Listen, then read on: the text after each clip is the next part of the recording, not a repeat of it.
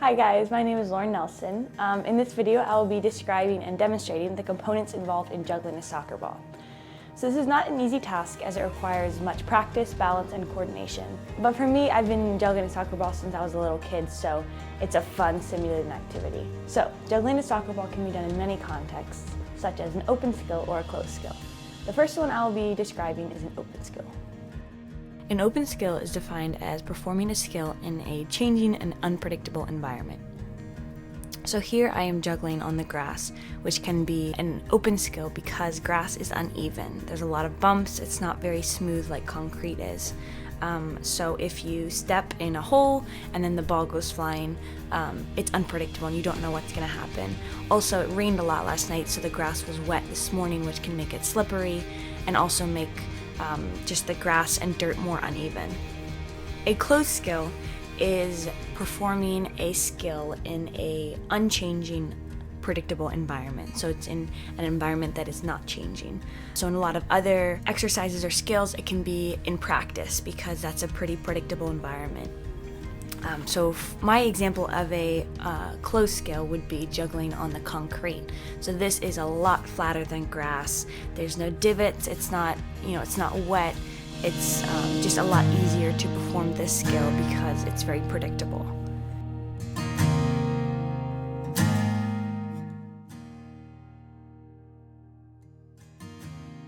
So Nikolai Bernstein first introduced the degrees of freedom problem, or motor equivalence problem.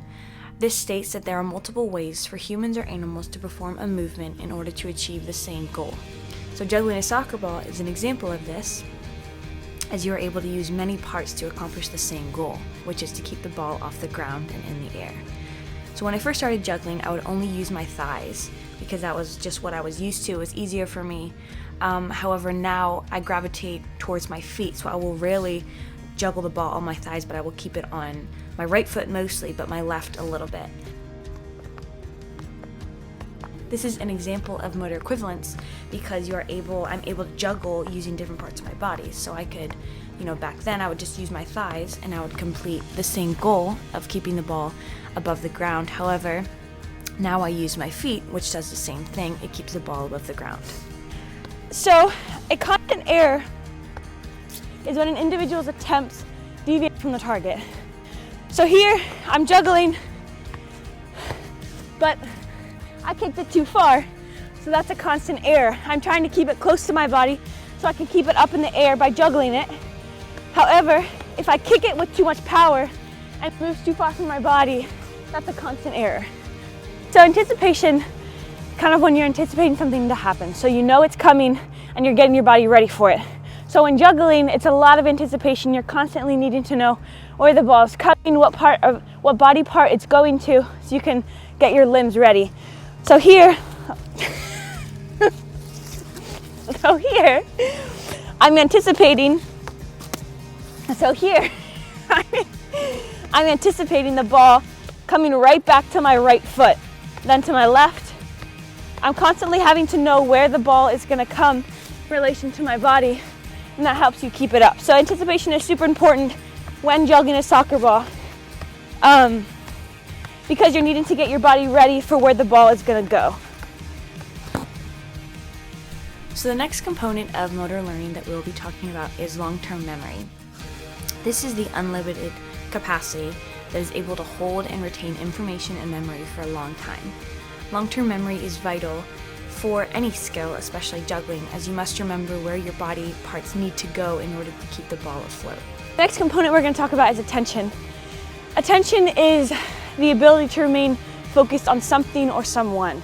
So when juggling a soccer ball, if you're getting distracted by the leaves on the ground, trees, whatever, you're going to lose focus of the task at hand and the ball is going to go flying. Attention is huge when you're juggling a soccer ball because you need to keep your eye on the ball at all times. So here, I'm remaining focused and my attention is strictly on the soccer ball and how my legs are keeping it up.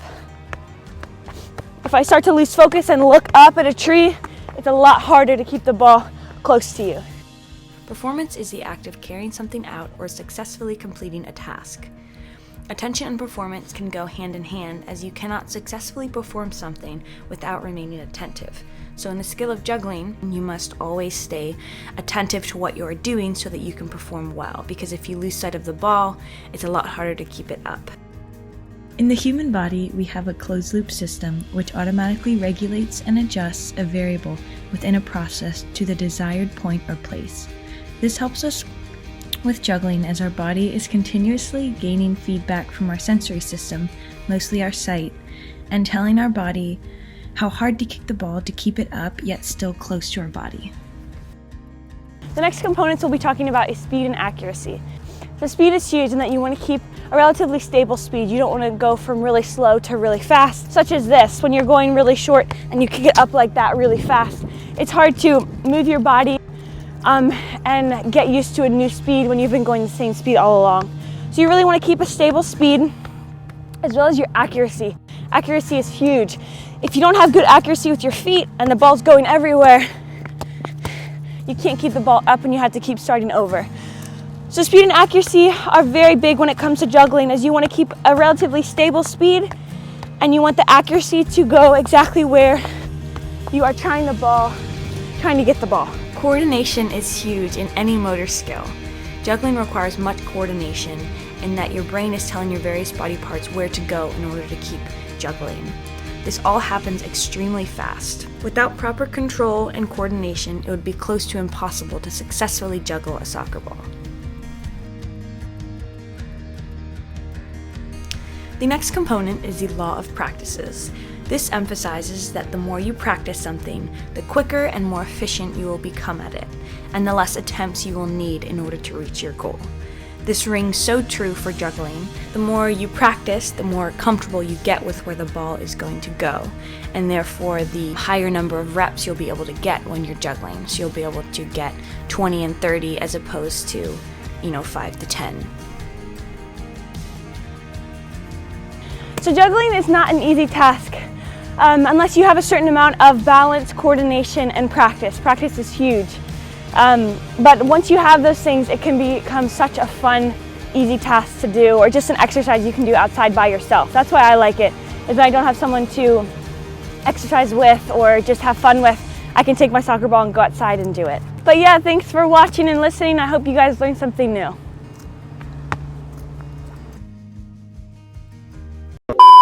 Why are you looking at a tree?